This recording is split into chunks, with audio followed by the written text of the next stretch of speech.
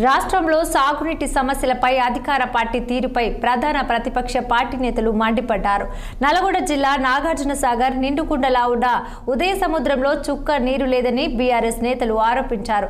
జిల్లా రైతులు ఆందోళన వ్యక్తం చేస్తున్నారని, ఇద్దరు మంత్రులున్న సమస్యలు పట్టించుకోవటం లేదని జగదీష్ రెడ్డి మండిపడ్డారు. ఏపీకి నీరిచ్చే అంశంలో ఉన్న ధ్యాస జిల్లా రైతుల గోడు వినటంలో లేదంటోన్న బీఆర్ఎస్ ఎమ్మెల్యే జగదీష్ రెడ్డితో మా ప్రతినిధి నరేష్ ఫేస్ టు ఫేస్.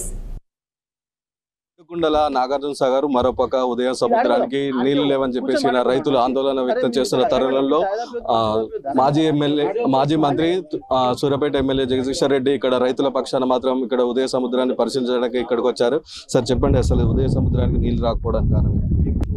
ఈ జిల్లా మంత్రుల యొక్క నిర్లక్ష్యం రాష్ట్ర ప్రభుత్వానికి వ్యవసాయం పట్ల ఉన్న సోయికి నిదర్శనం.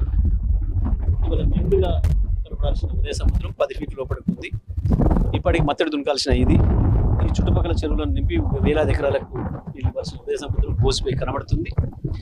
ఒక దిక్కేమో సముద్రం పాలవుతున్నాయి నీళ్లు. ఈ జిల్లా మంత్రులు పోటీపడి హెలికాప్టర్లో ఉరికి నీళ్ళని లేపి సముద్రం పాలు చేసినారు, పులిచింతలు నింపారు. కానీ ఇక్కడ నల్గొండలో ఏ రైతులైతే ఏ ప్రజలైతే ఓట్లేసి గెలిపించిండ్రో ఈ రైతులకు నీళ్ళు ఇచ్చేదానికి మాత్రం ఈ మంత్రులకు రావడం లేదు.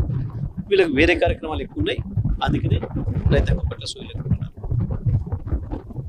ఇది రైతుల మీద పక్షపాతంగా వ్యవహరిస్తున్నారు. ఇక్కడ రైతులకు మాత్రం నీళ్లు ఇవ్వలేకుండా ఇక్కడ జిల్లా మంత్రులు మాత్రం వ్యవహరిస్తున్నారని చెప్పేసి జగదీష్ రెడ్డి విమర్శ చేస్తున్నారు. నరేష్ 6 టీవీ నల్గొండ నుండి.